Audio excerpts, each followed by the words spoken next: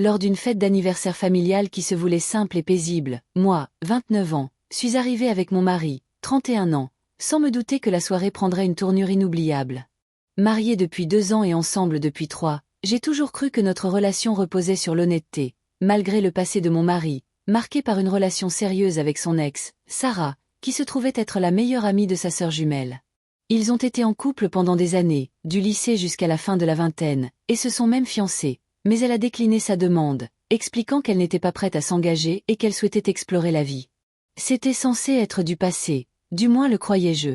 En arrivant à l'anniversaire de sa mère, j'ai remarqué une femme que je ne connaissais pas. D'abord, elle s'est fondue dans la masse, puis elle s'est dirigée droit vers mon mari, m'ignorant complètement, et a lancé une remarque amère sur le fait d'être ignorée. Avant même que je puisse comprendre ce qui se passait, mon mari me l'a présentée comme étant Sarah, son ex.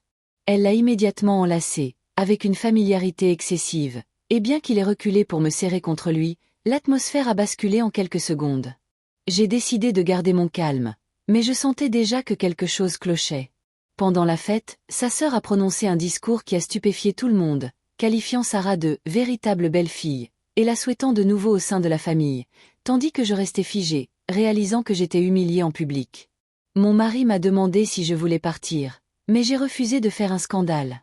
Je suis allée aux toilettes pour prendre l'air, et même là, ma belle-mère a essayé de me réconforter, me disant de ne pas m'inquiéter et m'assurant que mon mari m'aimait.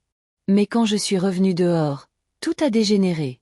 Sarah a attrapé mon mari et, devant tout le monde, elle l'a embrassé. Il n'a pas réagi, ne l'a pas arrêté assez vite, et ce moment a brisé quelque chose en moi. Je suis partie immédiatement, j'ai appelé un Uber et je suis rentrée seule. Pendant le trajet, mon mari n'arrêtait pas d'appeler et d'envoyer des messages, confus et paniqué, mais je ne pouvais pas répondre. Quand il est rentré, je lui ai tout raconté, le manque de respect, le flirt, le baiser et l'humiliation.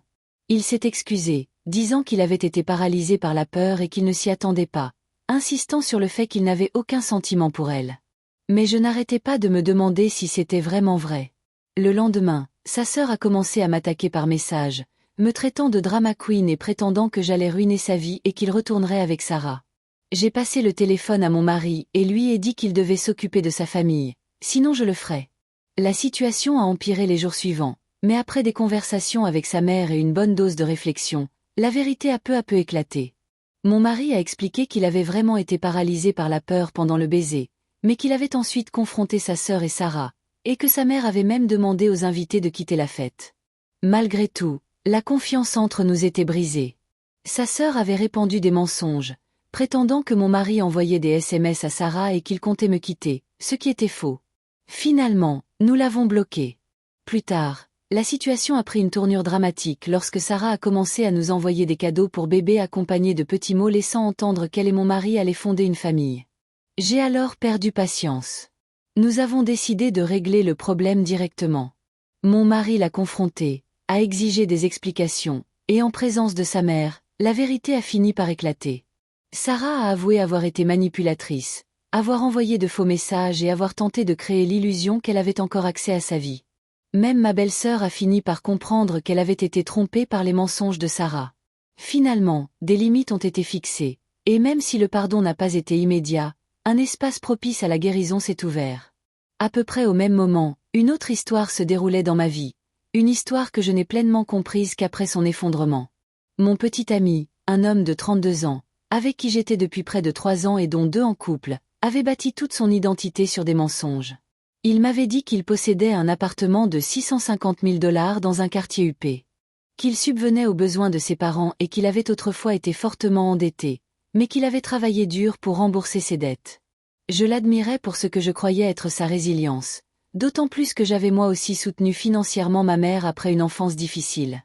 Mais au fil du temps, de petites incohérences sont apparues. Pas de facture d'emprunt, pas de titre de propriété, et d'étranges virements mensuels à sa mère.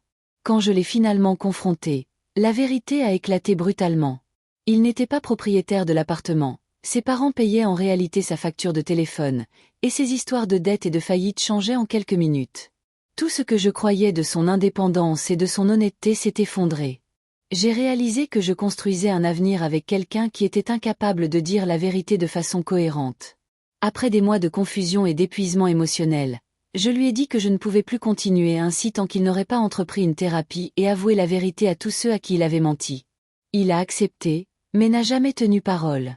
Finalement, je suis partie. Ce n'était pas facile, mais dès que je me suis éloignée, j'ai ressenti quelque chose d'inattendu, du soulagement.